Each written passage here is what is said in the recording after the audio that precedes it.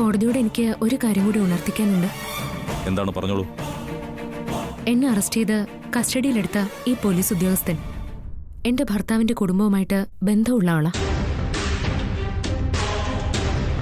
ഭർത്താവിന്റെ കുടുംബവുമായി നേരത്തെ തന്നെ ചില ശത്രുതകൾ വച്ചു പുലർത്തുന്ന ആളാ ഈ പോലീസ് ഉദ്യോഗസ്ഥൻ.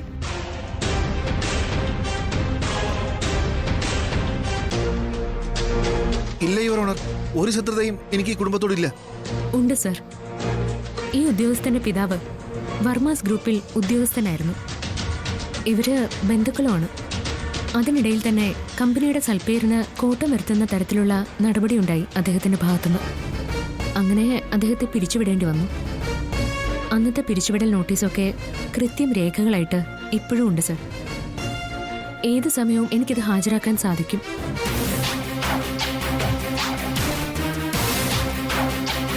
കോടതിയിൽ ആരെങ്കിലും ചുമതലപ്പെടുത്തി ഞങ്ങളുടെ ഡീലർമാരിൽ നിന്നും ഞങ്ങളിൽ നിന്നും ഉൽപ്പന്നങ്ങൾ വാങ്ങിയ വ്യക്തികളിൽ നിന്നും തെളിവുകൾ ശേഖരിച്ചാൽ അറിയാം എത്രമാത്രം സൂക്ഷ്മതയോടുകൂടിയാണ് ഞങ്ങൾ ഈ വ്യവസായം നടത്തിക്കൊണ്ട് പോകുന്നതെന്ന്. അന്വേഷണ ഉദ്യോഗസ്ഥൻ എന്തു പറയുന്നു? സർ, പൊതുജനത്തിന്റെ പരാതി വന്നപ്പോ അതനുസരിച്ച് ഞാൻ നടപടിയെടുത്തതാ. ഏത് പൊതുജനത്തിന്റെ പരാതിയാണോ?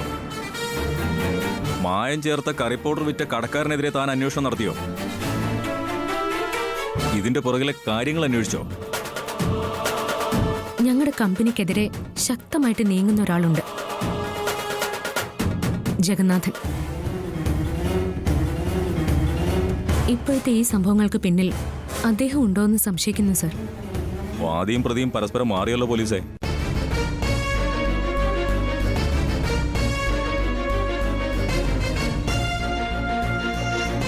ഇത് കെട്ടിച്ചമച്ച കേസാണെന്ന് പ്രഥമ ദൃഷ്ടിയ കോടതിക്ക് മനസ്സിലാവുന്നു. ഇതിന്മേൽ എന്തൊക്കെ നടപടികൾ വേണമെന്നുള്ളതിനെ സംബന്ധിച്ച് കോടതി തീരുമാനമെടുക്കും.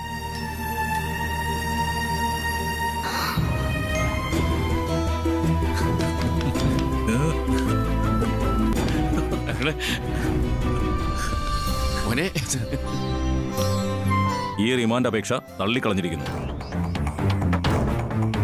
നിങ്ങൾക്ക് പോവാം. കൃഷ്ണ,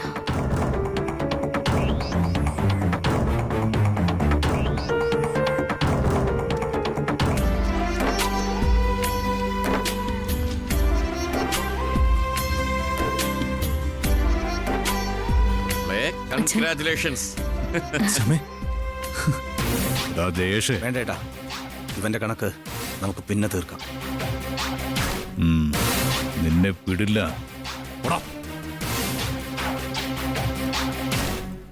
വക്കീലിച്ചല്ലേ, ഞാൻ വിളിക്കാം. Okay, thanks. മോളെ ശ്യാമേ, കൺഗ്രാറ്റ്സ്. കലക്കി മോളെ. മോളെ മോളെ, നീ ഒരേ സമയം ഏറ്റവും വലിയ സാധുവും ഏറ്റവും വലിയ ധീരയുമാണ്. ഏറ്റവും ബുദ്ധിമതിയും ഏറ്റവും ശക്തയുമാണ്. നിന്റെ വിവേകത്തിനൊപ്പം ഞങ്ങളുടെ എല്ലാവരുടെയും വിവേകം കൂടെ ചേർത്താലും തുല്യമാവില്ല. അച്ഛാ, അങ്ങനൊന്നും പറയല്ലേ. സത്യം ജയിക്കുമെന്ന് എനിക്കറിയായിരുന്നു. എന്റെ ദൈവം സത്യമാ. ആ ദൈവമാ എന്നെ രക്ഷിച്ചത്. അച്ഛാ, ഞാനും അരുണോട് ഓഫീസിലേക്ക് പോവാം. ഒരു പ്രസ് റിലീസ് കൊടുക്കണം. അതെ, ന്യൂസ് ചാനലുകളിൽ കാര്യങ്ങളെല്ലാം വ്യക്തമാക്കിക്കൊണ്ട് റിപ്പോർട്ട് കൊടുക്കണം. ലീഗൽ കാര്യങ്ങളും ചെക്ക് ചെയ്യണം. ഞാനും അച്ഛനും ശ്യാമയും കൊണ്ട് വീട്ടിലേക്ക് പോവാം. അവിടെ അമ്മ ആകെ ടെൻഷനിലായിരിക്കും. പിന്നെ മോക്ക് ഇഷ്ടപ്പെട്ട മാമ്പഴ പുളിശ്ശേരി കുട്ടി ആഹാരം കഴിക്കട്ടെ.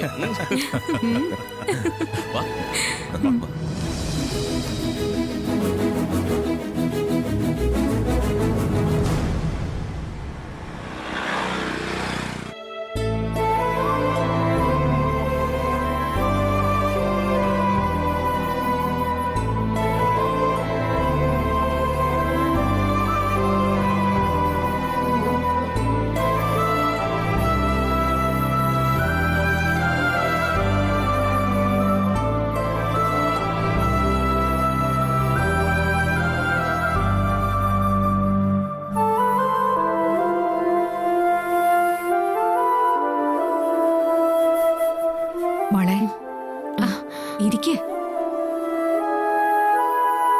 മോള് വലിയൊരു അപകടത്തിൽ നിന്ന് രക്ഷപ്പെട്ടു വന്നിരിക്കുക. അല്ല, അഗ്നിശുദ്ധി വരുത്തി തിരിച്ചു വന്നിരിക്കുക. മോളുടെ ദേഹത്ത് വീണ കളങ്കം ഒക്കെ മാറിക്കഴിഞ്ഞു. പക്ഷേ ഇനി ഒരുപാട് ശ്രദ്ധ വേണം. എനിക്കറിയാമേ, ഞാനൊക്കെ ശ്രദ്ധിച്ചു തന്നെ ആയിരിക്കും ഇനി മുന്നോട്ട് പോവുക.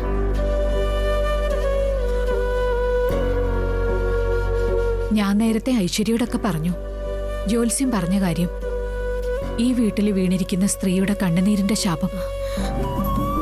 അമ്മയും അതൊക്കെ അന്ന് നമ്മൾ സംസാരിച്ചു കഴിഞ്ഞതല്ലേ. അതേക്കുറിച്ചൊക്കെ എന്തിനാ ഇനി പറയുന്നേ? അല്ല മോളെ, അതാലോചിക്കുമ്പോ ഒരു മനസ്സമാധാനവും കിട്ടുന്നില്ല.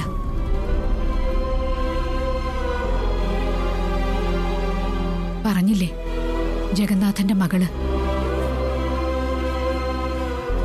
അതിന്റെ ഒരു ശാപം കാണും. പക്ഷേ ഒരു കുഞ്ഞുണ്ടെന്ന് പറഞ്ഞു. അപ്പോ അതാരാ?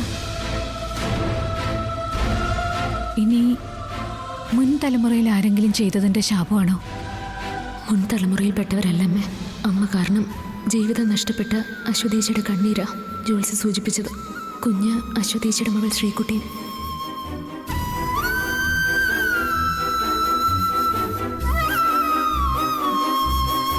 എന്താ ആലോചിക്കുന്നേ? ആ, ഒന്നുമില്ലമ്മേ. അമ്മ വെറുതെ ഓരോന്ന് ആലോചിച്ച് കൂട്ടണ്ട. ദേ, അങ്ങനെയൊന്നും ചിന്തിക്കില്ല. നമ്മ എനിക്ക് വാക്കും തന്നതാ. വിട്ടേക്കമ്മേ, എല്ലാം മനസ്സിൽ നിന്ന് വിട്ടേക്ക്. ഈ ചെറിയ പ്രായത്തിനിടയ്ക്ക് ഒരുപാട് അനുഭവിച്ചല്ലേ. ആ, ചിലതിന് ഞാനും കാരണക്കാരിയാ. അമ്മേ, പ്ലീസ് വെറുതെ ഇരിക്ക. കഴിഞ്ഞതൊക്കെ എന്തിനാ വെറുതെ വീണ്ടും പറയുന്നേ? എന്താ അമ്മേ? എന്തു പറ്റി ശ്യാമേ? അമ്മ ഓരോന്ന് പറഞ്ഞ് വിഷമിക്കുക. അമ്മേ, ശ്യാമയ്ക്കൊന്നും സംഭവിച്ചിട്ടില്ല. ഇനി എല്ലാ കാര്യങ്ങളിലും കൂടുതൽ ശ്രദ്ധിച്ചായിരിക്കും നമ്മൾ മുന്നോട്ട് പോവാ. മോളെ, ഇങ്ങ് വന്നേ.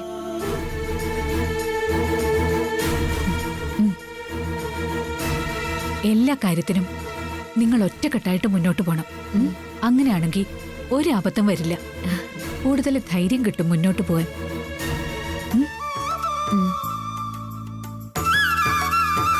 ആഹാ, എന്താ എല്ലാരും കൂടെ? അല്ല, എല്ലാരോടുമായിട്ട് പറയാ. വളരെ കരുതലോടെ വേണം ഇനി മുന്നോട്ട് പോവാൻ. ഈശ്വരാനുഗ്രഹം കൊണ്ടാ ആപത്തൊന്നുമില്ലാതെ ശ്യാമയ്ക്ക് തിരികെ വരാൻ സാധിച്ചത്.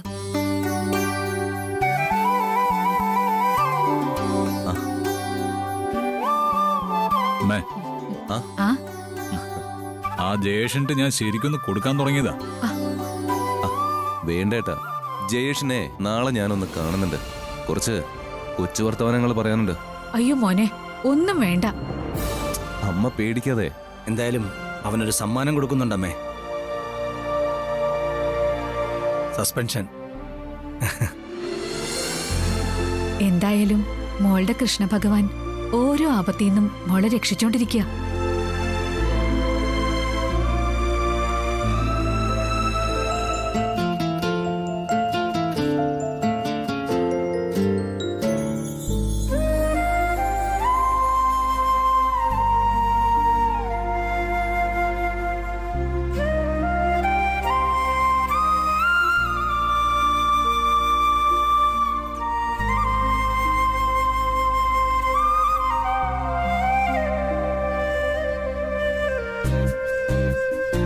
ഈശ്വരാ, കൃഷ്ണ.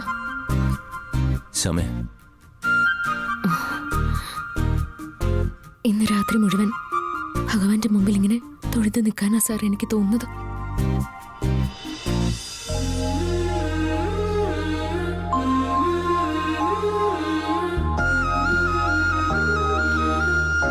സാർ, ഭഗവാൻ എന്നെ രക്ഷിച്ചത് കണ്ടില്ലേ?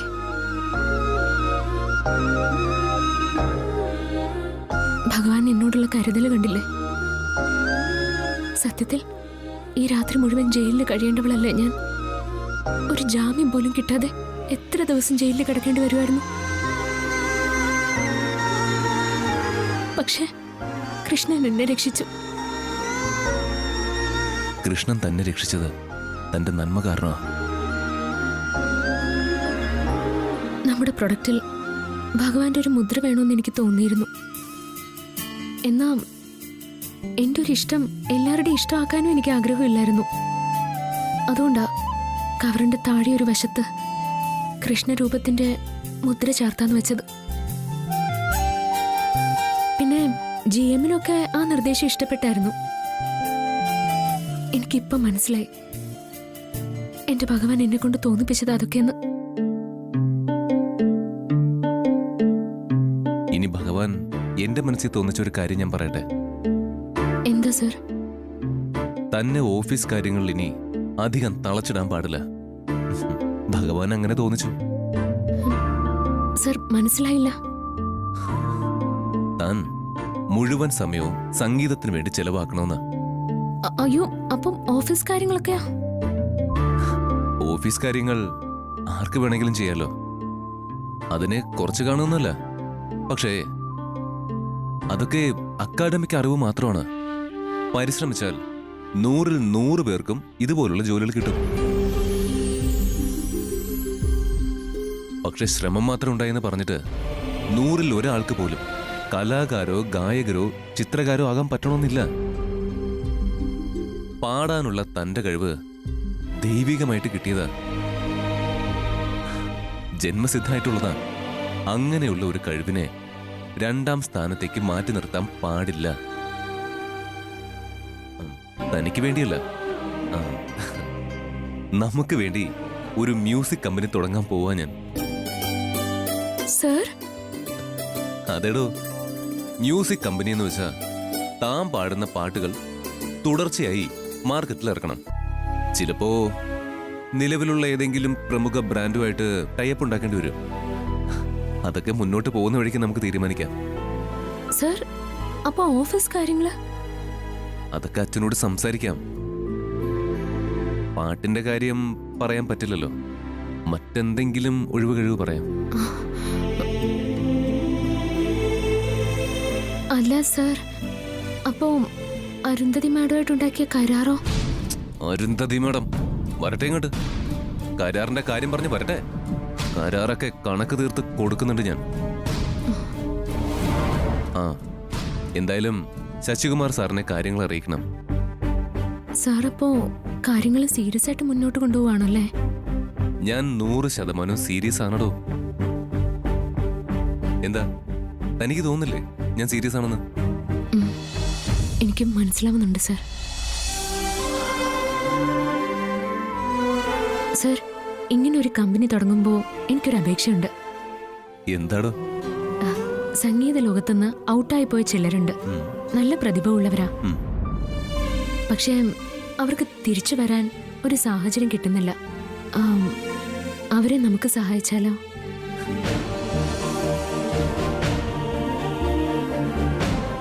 ഓക്കേ, വരട്ടെ, നമുക്ക് നോക്കാം.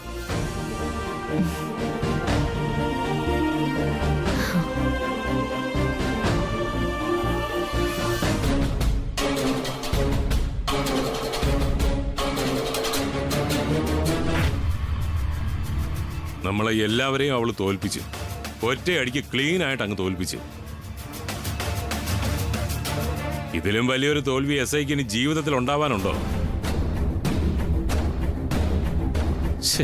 വല്ലാത്ത ഒരു നാണക്കേടായി പോയി. പറയുന്ന കേട്ടാ ഞാൻ കാരണം തോറ്റോന്ന് തോന്നുമല്ലോ. ദേ, എന്റെ റോൾ ഞാൻ കൃത്യമായിട്ട് നടത്തി. വിവരം അറിഞ്ഞുടൻ അവളുടെ വീട്ടിൽ പോയി കൃത്യമായി അറസ്റ്റ് ചെയ്തു, സ്റ്റേഷനിൽ കൊണ്ടുവന്നു, കോടതിയിൽ ഹാജരുമാക്കി. ദേ, കുഴപ്പം ജഗൻജിയുടെ ഭാഗത്താ. ഡ്യൂപ്ലിക്കേറ്റ് കവർ ഉണ്ടാക്കുമ്പോൾ വ്യക്തമായി ശ്രദ്ധിക്കണമായിരുന്നു. ഓരോ ഇഞ്ചും കൃത്യമായിട്ട് നോക്കിയിട്ട് തന്നെയാണ് ഞങ്ങൾ കവർ പ്രിന്റ് ചെയ്ത് ഇറക്കിയത്. പക്ഷെ ആരും കാണാത്ത ഒരു സ്ഥലത്ത് അവൾ ഇങ്ങനെ ദൈവത്തിന്റെ പടം പ്രിന്റ് ചെയ്ത് വെക്കും എന്നുള്ളത് ഞാൻ കരുതിയോ? അങ്ങളെ, അത് കരുതണമായിരുന്നു. ശ്രീകൃഷ്ണൻ അവളുടെ ശക്തി. അവള് കമ്പനിയിൽ അവളുടേതായ എന്തെങ്കിലും ചെയ്യുമ്പോൾ അതിൽ ഉറപ്പായിട്ടും ശ്രീകൃഷ്ണന്റെ ഒരു സാന്നിധ്യം കൂടെ ഉണ്ടായിരിക്കുമെന്ന് ചിന്തിക്കണമായിരുന്നു. അതെന്റെ വീഴ്ചയായിപ്പോയി, ഞാൻ സമ്മതിക്കുന്നു. മായം ചേർത്ത കറി പൗഡർ മാർക്കറ്റിൽ എത്തിയതിൽ കോടതി ചിലപ്പോ അന്വേഷണത്തിന് ഉത്തരവിട്ടേക്കും.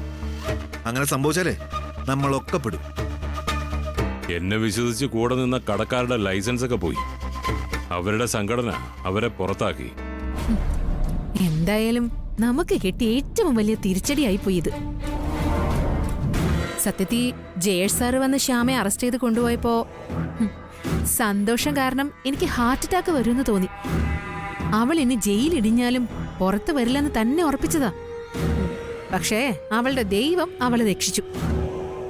അവളെയും അവളുടെ ദൈവത്തെയും ഇനിയും വച്ചോണ്ടിരുന്ന നമ്മൾ പിന്നെ ജീവിച്ചിരുന്നിട്ട് കാര്യമില്ല. ജയേഷ് നിരാശനാവണ്ട. നമ്മുടെ കയ്യിൽ ഒരുപാട് ആയുധങ്ങളുണ്ടല്ലോ. അതൊക്കെ ഓരോന്നോരോന്നായിട്ട് നമ്മൾ അങ്ങ് പ്രയോഗിക്കും.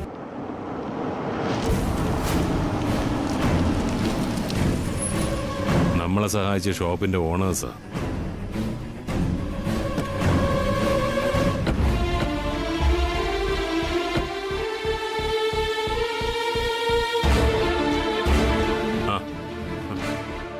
സാറേ, സാറിന് എത്ര പ്രാവശ്യം വിളിച്ചു? സാർ എന്താ ഫോൺ എടുക്കാത്തെ? ഞാൻ കുറച്ച് തിരക്കിലായിരുന്നു. നിങ്ങൾ ചെല്ല്, നമുക്ക് വൈകുന്നേരം സംസാരിക്കാം. വൈകുന്നേരം ഞങ്ങൾക്ക് ഇപ്പൊ സംസാരിക്കണം. ഞങ്ങളുടെ ഷോപ്പ് എന്ന് തുറക്കാൻ പറ്റുന്ന അറിയില്ല സാർ. ലൈസൻസ് മിക്കവാറും പോവും.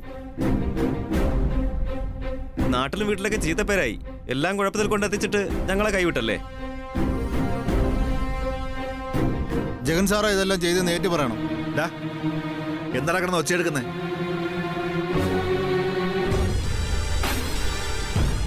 വന്നൊഴുകി വിട്ടോണോ എല്ലാരും? സാറേ, സാറും കൂടെ ചേർന്നൊരു പരിഹാരം കണ്ടുപിടിക്കണം. അതൊക്കെ സൗകര്യമായിട്ട് കണ്ടുപിടിക്കും. നിങ്ങൾ ചെല്ലാൻ നോക്ക്.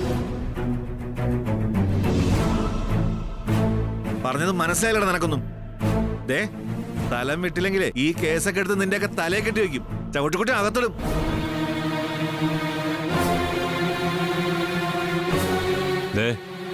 ഇതുമായി ബന്ധപ്പെട്ട് എവിടെയെങ്കിലും എന്റെ പേര് പറഞ്ഞ നീയൊന്നും പിന്നെ ഈ ഭൂമിയിൽ ഉണ്ടായിരിക്കത്തില്ല.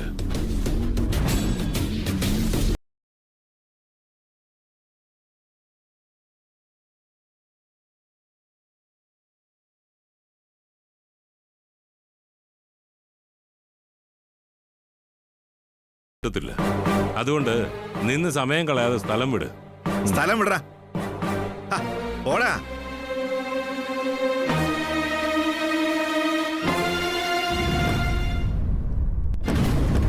ഇതുപോലെ ഓരോരുത്തരായിട്ട് ഇനിയും വരും. അങ്ങനെ വരുന്നവരെ ഈ രീതി തന്നെ അങ്ങ് കൈകാര്യം ചെയ്താൽ മതി. എന്തായാലും നമ്മളെയൊക്കെ അങ്ങ് നൈസായിട്ട് ഒതുക്കി അവക്കെ അവള് മനസ്സിൽ പോലും ചിന്തിക്കാത്ത രീതിയിൽ ഒരു തിരിച്ചടി കൊടുക്കണം.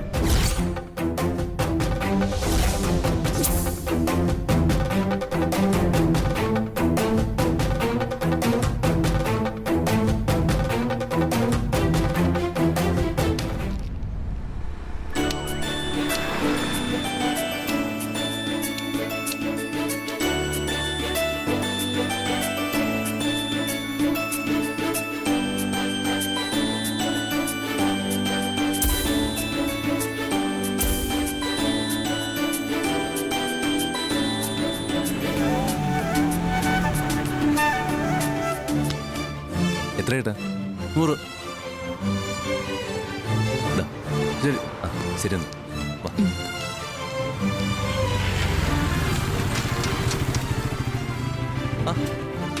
ആഹാ. ഇതാര്? SI സാറോ? നമസ്കാരം SI സാറേ. ഞാനേ സാറിനെ കാണാനൊന്ന് കാത്തിരിക്കായിരുന്നു. ഞാനും. ഭാര്യയും ഭർത്താവും കൂടി ഈ ഉച്ചനേരത്ത് കരിക്കുടിക്കാൻ ഇറങ്ങിയതായിരിക്കും. ഏത് കാര്യം സാധാരണ ഞങ്ങള് സംയുക്തമായിട്ടാണ് നടത്താറ്. ഓഹോ, എന്താ പറയാനുള്ളതെന്ന് വെച്ചാ പറഞ്ഞിട്ട് പോടാ. അല്ലെങ്കിൽ വേണ്ട ചമേ, താൻ പറ. താനും ഇവനെ കാണാൻ കാത്തിരിക്കായിരുന്നില്ലേ? വേണ്ട, സാർ തന്നെ പറഞ്ഞാ മതി. ഞാൻ പറഞ്ഞാലേ പറ്റില്ല. താൻ പറഞ്ഞാലേ അതിനൊരു ഫീല് കിട്ടൂ. സാർ പറഞ്ഞ മതിയെന്നേ. പറ്റില്ല. രണ്ടും കൂടെ നമ്പർ ഇറക്കാണ്. കാര്യം എന്താണെന്ന് പറയടാ. ശരി, എന്നാ ഞാൻ തന്നെ അങ്ങ് പറഞ്ഞേക്കാം. എനിക്ക് സാറിന് തല്ലണം. എങ്ങനെ? പറഞ്ഞത് കേട്ടില്ലേ? എനിക്ക് സാറിനെ തല്ലണോന്ന്. ആ തല്ലുന്നത് എനിക്ക് കാണുകയും വേണം. ഓ, അങ്ങനെ എന്താടാ കോമഡി ആയിട്ട് ഇറങ്ങിയിരിക്കുകയാണ്. നിനക്ക് ഇന്നലെ നടന്നൊന്നും മതിയായില്ലടി. ഇന്നലെ നീ എന്തോ ഭാഗ്യം കൊണ്ടാ രക്ഷപ്പെട്ടത്. അതെ, ഇന്നലെ ഞാൻ ഭാഗ്യം കൊണ്ട് രക്ഷപ്പെട്ടു. പക്ഷേ ഇപ്പോ നിങ്ങളെ രക്ഷിക്കാൻ ഏത് ഭാഗ്യം വിചാരിച്ചാലും സാധിക്കില്ല. ഓ, അങ്ങനെയാണോ? സാറേ, ഇന്നലെ രാത്രി ഞങ്ങൾ രണ്ടുപേരും ആകെ കൺഫ്യൂഷനിലായിരുന്നു. 2 ഓപ്ഷനായിരുന്നു ഞങ്ങൾക്ക് മുമ്പില്. ഒന്ന് നിന്നെ അങ്ങ് തട്ടിക്കളയാ, 2 വഴിയിലിട്ട് തല്ലി അങ്ങ് പറഞ്ഞയക്കുക. അതിനുള്ള അവസരം നീയായിട്ട് ഇങ്ങോട്ട് വന്നിപ്പോ ഉണ്ടാക്കി തന്നു. മറ്റൊന്നും കൊണ്ടല്ല എസ് ഐ സാറേ, സാറിനെ തല്ലിയില്ലെങ്കിൽ എനിക്ക് ഉറക്കം കിട്ടില്ല. ആ, പോലീസിനെ തല്ലുന്നത് ഏറ്റവും വലിയ കുറ്റമാ. പക്ഷെ ഞാനിപ്പോ തല്ലാൻ പോകുന്നത് ഏറ്റവും വലിയ കള്ളനെയാ. ഓ, സിനിമാ സ്റ്റൈലിലാണല്ലോ ഡയലോഗ്. ആദ്യം ഡയലോഗ്, പിന്നെ ഇടി. അതാ എന്റെ ഒരു രീതി. എങ്ങനെ? ഇന്നലെ നിങ്ങൾ എന്നെ കള്ളക്കേസിൽ കുടുക്കി, എന്റെ കയ്യിൽ വിലങ്ങ് വെപ്പിച്ചു, എന്നെ ലോക്കപ്പിലിട്ടു. പരസ്യമായിട്ട് നിങ്ങൾ എന്നെ അപമാനിച്ചു. ഞങ്ങളുടെ കമ്പനിയുടെ സൽപ്പേര് വരെ നശിപ്പിക്കാൻ നിങ്ങൾ ശ്രമിച്ചു. നിങ്ങൾ ചെയ്തതിലൊന്നും സത്യത്തിന്റെ ഒരു കണിക പോലും ഉണ്ടായിരുന്നില്ല. ബഹുമാനപ്പെട്ട കോടതി എന്നെ വെറുതെ വിട്ടു. പക്ഷേ ഞാൻ നേരിട്ട അപമാനത്തിന് ആരുത്തരം പറയും? ഞാൻ ഉത്തരം പറയും. എന്റെ ഭാര്യയ്ക്ക് സമാധാനമായിട്ട് ഉറങ്ങണമെങ്കിൽ അവള് നേരിട്ട അപമാനത്തിന് പ്രതികാരം ചെയ്തു എന്ന തോന്നല് കിട്ടണം.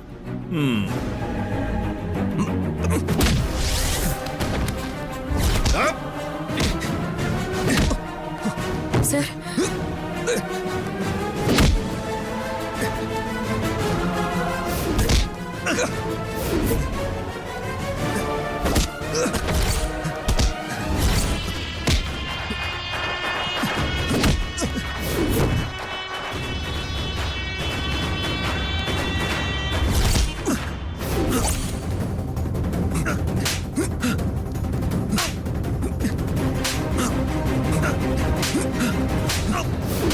അനിൽ സർ, സർ മതി, നിർത്ത, മതി, നിർത്ത സർ.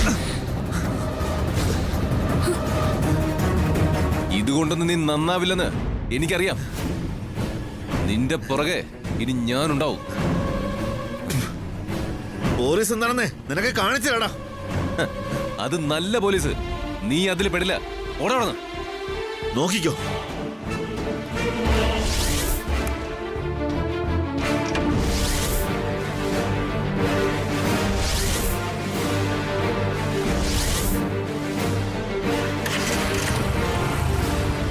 നിനക്ക് കാണിച്ചില്ലടാ.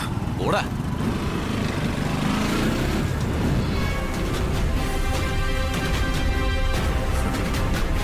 താൻ പേടിച്ചു നിൽക്കാന്ന് എനിക്കറിയാം.